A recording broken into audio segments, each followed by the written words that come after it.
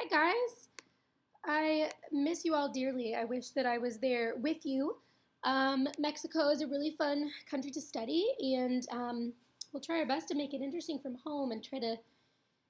Gosh, there's so many interesting things about Mexico with the drug cartels and such. So we'll try our best to keep it as interesting as possible.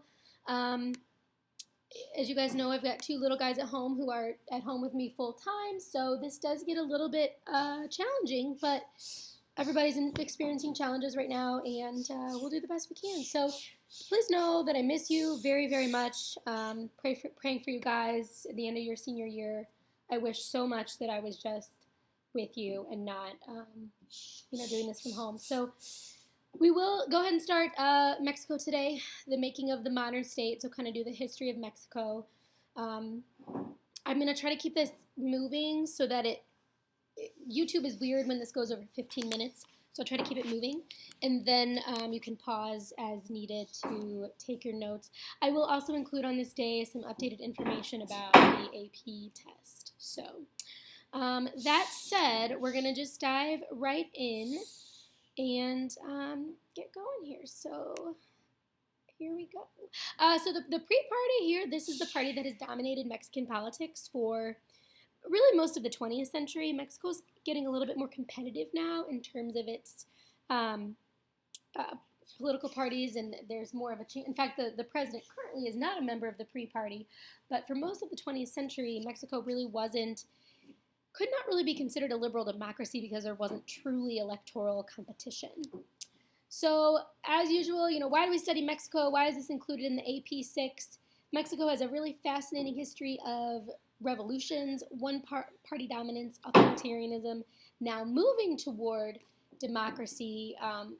If we were together, we'd probably do a Socratic seminar on whether or not Mexico couldn't be considered a liberal democracy. We'll probably move that to an online discussion forum instead. So Mexico recently, like I said, has ended one-party rule, has democratized, is considered a industrializing country, but there are obviously still many problems that exist. A little bit of geography. So Mexico is one of the most geographically diverse countries, and especially of the ones that we study.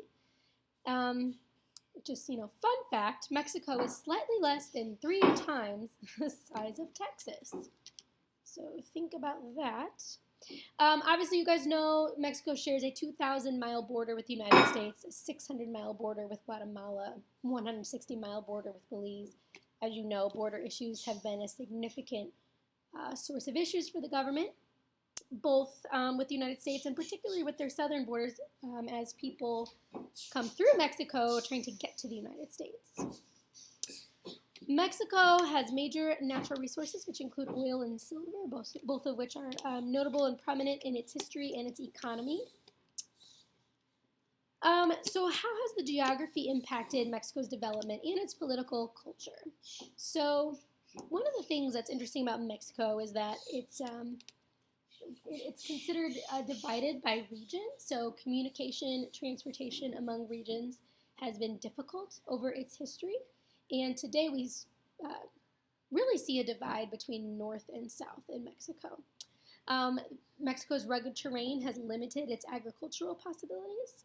So Mexico is a federalist system that is divided into states, and each state has constitutionally guaranteed powers. So in some ways, I think you could make some comparisons here to the United States, as different regions and parts of the country have different needs, different values, different ways of making money, and all of this feeds into their political culture. So geography is super important in that. Mexico is the second largest country in terms of population in Latin America, with over 127 million people living there. And there is, of course, an ethnic divide. So 60% are mestizo, so mixed Amerindians and Spanish descent.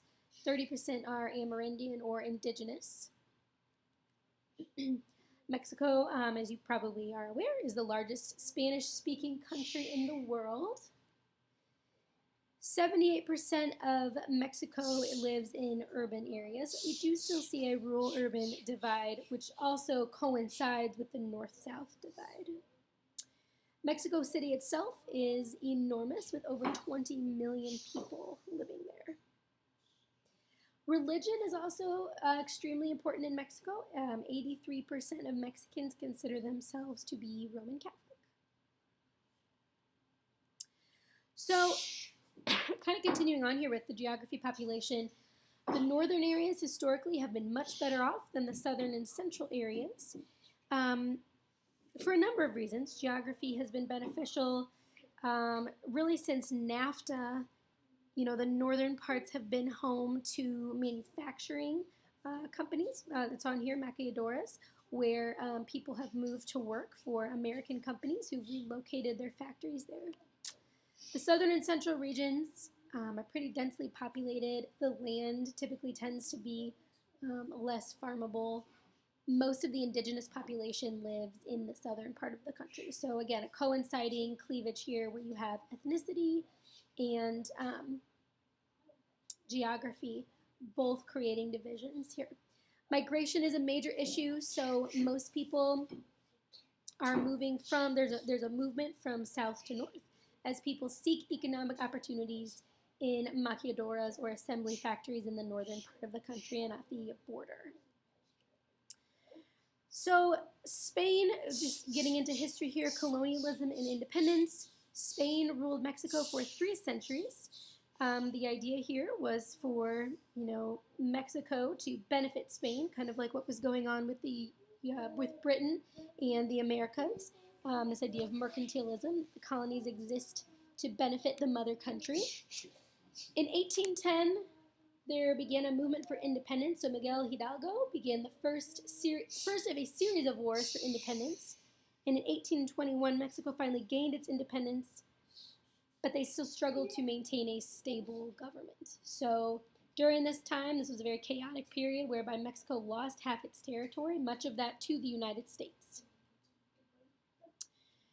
What followed was a period called the Porfiriato, which was from 1876 through 1911, which was a dictatorship under a man by the name of Porfirio Diaz, if that name is familiar to you. He ruled for 34 years, which provided stability. Here's where we maybe start to see some similarities to China, to Russia, where this isn't going to go away. So this